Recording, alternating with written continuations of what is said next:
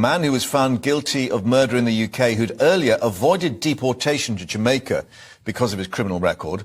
Following the intervention of Labour MPs and celebrities, Ernesto Elliot was supposed to be deported on a Home Office flight back in December 2020. But he then murdered a 35-year-old man in what's been described as a horrific knife fight in the streets of London. Former Home Secretary Priti Patel said the case proved why it was crucial to defy what she termed do-gooders who attempt to block deportations.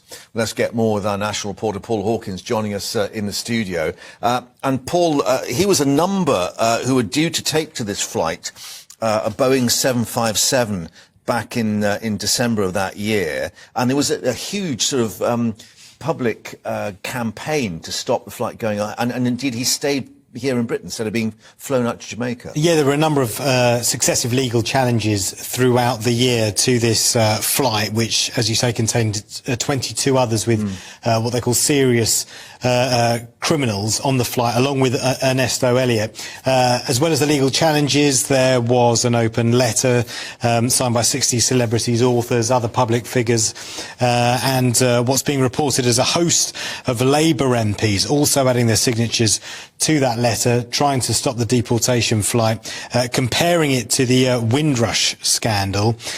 So what happened was, essentially, because of those legal challenges, the flight never took off.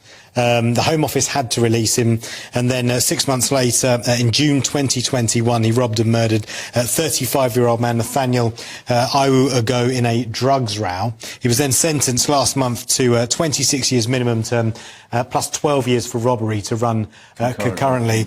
And so at the moment he's doing jail time, and according to reports, they reckon that could cost the taxpayer £1.3 million. Where he could have been serving a sentence abroad. I mean, the legal position, as far as we understand it, that he was released back on the streets after he was taken off that flight.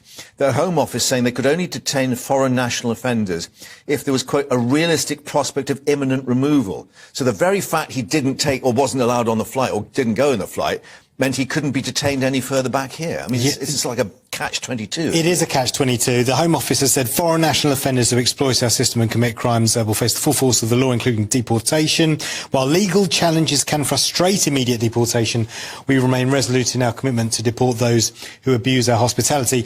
And also, you mentioned the former Home Secretary, Priti Patel. Yeah. The current Home Secretary, Suella Braverman, has tweeted this morning saying this murderer should have been deported on a flight out of this country in 2020, but the courts blocked his removal after dozens of Labour MPs cried out it was an injustice. So much for their pledge to keep Britain's streets safe. We have asked Labour for a response and we're waiting for that.